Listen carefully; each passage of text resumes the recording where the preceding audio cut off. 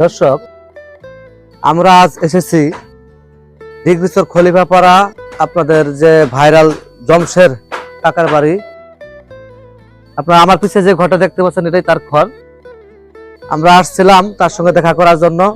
ইতিমধ্যেই মিডিয়ার কল্যাণে আপনারা জমশের কাকাকে চিনে ফেলছেন। তিনি অসহায়ভাবে দিনাতিপাত করছেন। সেহরিতে পান্তা খেয়ে তিনি রোজা রেখেছিলেন, আর সেইটা আপনার দেখার মাধ্যমেই দেশের বিভিন্ন প্রান্ত থেকে তাকে সহযোগিতার হাত বাড়িয়ে দিয়েছিলেন। আমরা জমশের কাকার মুখ থেকেই তার দৈনন্দিন জীবনের দুঃখ দুর্দশা এবং তার কি প্রয়োজন সেটা শুনবো। তার প্রয়োজন অনুযায়ী সাহায্য সহযোগিতার হাত বাড়াবেন, এইটুকু আপনাদের প্রতি আমাদের প্রত্যাশা। আমরা কথা বলবো এখন জমশের কাকার কাছে। আসসালামু আলাইকুম কাকু, ভালো আছেন? আমরা আসলে আপনার দুর্দশার ভিডিওটা দেখে অনুপ্রাণিত হয়ে আপনার সঙ্গে দেখা করতে আসছি, এবং আমাদের সামর্থ্য অনুযায়ী আমরা আপনাকে যা দেওয়া দরকার আমরা দিব। পাশাপাশি আমাদের দ্বারা তো সব সম্ভব না। দোষের লাঠি একের বোঝা। আমাদের ভিডিওটা বিভিন্ন শ্রেণী ভাষা মানুষ দেখে, অনেক বড় লোক দেখবে, অনেক বিদেশি লোক দেখবে, তারপরে অনেকেই দেখবে। ঠিক আছে, দেখে তাদের মধ্যে থেকে অনেকে আছে হৃদয়বান মানুষ আপনাকে সাহায্য করতে পারে। ঠিক আছে, সেক্ষেত্রে আমার দর্শকের কাছে আপনার চাওয়া কি, এখন কি কি মানে প্রত্যাশা করেন?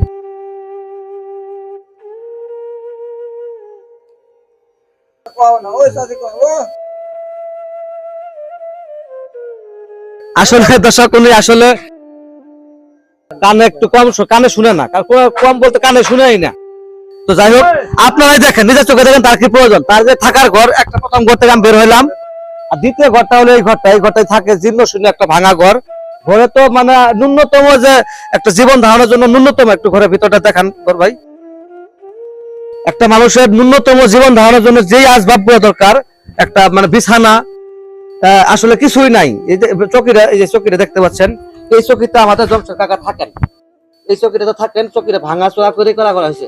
তো মিডিয়ার কল্যাণে যারা দেখে অনেকেই তার সামগ্রী অনেক কিছু দিতেছেন, তাদেরকে ধন্যবাদ। কিন্তু আসলে ইফতার টিফতার দিয়ে তো তার জীবন চলবে না। তার থাকার জন্য মানসম্মত একটা ঘর দরকার, একটা বিছানা দরকার। সে মানবতার জীবন যাপন করতেছে। এই দেখতে পাচ্ছেন, এই যে বিছানা। তো আমরা মানুষ, আমাদের পাশে যদি একজন মানুষ খারাপ থাকে, আমরা আসলে কেউ চাই না সে খারাপ থাকুক।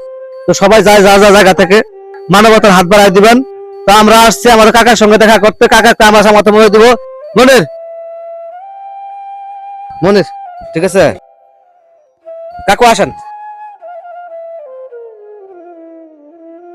আমাদের সামর্থ্য অনুযায়ী যতটুকু সামর্থ্য হলো আপনাকে দিলাম। পাশাপাশি আমাদের ভিডিও দেখে যদি কেউ দিতে চাই, আপনি যেই নাম্বারটা দিলে আপনি পাবেন, সেই নাম্বারটা দিবেন আমাদেরকে, বিকাশ নাম্বারটা, সেই নাম্বারটা দিবেন, আমরা ভিডিওতে দিব। সরি দর্শক, আসলে ওই কাকার নিজস্ব কোনো ফোন নাই। তা ফোনে না পাঠায় যদি সম্ভব হয়, যারা কাছে কুলে আছেন, হ্যাঁ, যারা যারা কাছে কুলে আছেন তারা সরাসরি কাকার হাতে দিয়ে যাবেন। আপনাদেরকে আমি কাকার ঠিকানাটা দিয়ে দিব, ভিডিওতেই লিখে দিব, পাশাপাশি মুখে বলে দিতেছি। ডিগ্রিচর, জামালপুর জেলার ইসলামপুর উপজেলার ডিগ্রিচর গ্রামের খলিফাপাড়া এই কাকার বাড়ি, এই নিবাস। সবচেয়ে বড় কথা, চেনার সহজ উপায় হলো ডিগ্রিচর বড় মাদ্রাসা, মানে ডিগ্রিচর জামালপুর থেকে, জামালপুর জেলার ইসলামপুর উপজেলার ডিগ্রিচর গ্রামের সবচেয়ে বড় মাদ্রাসা যেটা, সেই বড় মাদ্রাসার সঙ্গেই তার বাড়ি। আপনারা যারা তার কাকাকে হৃদয় থেকে সাহায্য সহযোগিতা করতে চান, তারা সরাসরি আসবেন, কাকার বাড়িতে আসবেন। কাকার কাছ থেকে, কাকার মুখ থেকে তার প্রয়োজন গুলো শুনবেন, শুনে কাকাকে আপনারা সাহায্য সুবিধা করবেন। মনে ওটা দিছ গুনান গুনান গুনান। আচ্ছা আঙ্কেল, একটু আসেন, এদিকে আসেন, আসেন। হ্যাঁ, গুনান তো দেখি। 1 2 3 4 5 6 1 2 3 4 5 6 7 8 9 10 2000 টাকা। আঙ্কেল, আসলে আমরা চাচ্ছিলাম যে আমরাও সেমাই চিনি নিয়ে আসতে পারতাম, কিন্তু চিন্তা করলাম সবাই তো এগুলো নিয়ে যাইতেছে। যদি খাস কিছু টাকাটা আপনার হাতে থাকে, কাজে লাগলো। আপনি এই টাকা দিয়ে আপনি আপনার প্রয়োজন মিটাবেন। সামনে ঈদ আসতেছে, আর আমরা ছোট মানুষ, আমরা প্রত্যেকে, আমাদের সঙ্গে আরেকজন আছে আমাদের সুমন ভাই আর মনির হোসেন, আমি তিনজনে আসলে আমরা ছোট মানুষ। আমাদের সামর্থ্যের ভিতর থেকে আমরা ছোট্ট যতটুকু করার চেষ্টা করলাম। তো যারা হৃদয়বান ব্যক্তি আছেন, যাতে আপনার সামর্থ্য অনুযায়ী যতটা বিশাল আকার করতে পারেন। টাকা এই মুহূর্তে অনেক কিছু প্রয়োজন। পাশাপাশি ওই টাকাতে আপনি ইফতার করবেন, আলাদা করে দেওয়া হলো। আজকে ইফতার করবেন এটা দিয়ে, ঠিক আছে?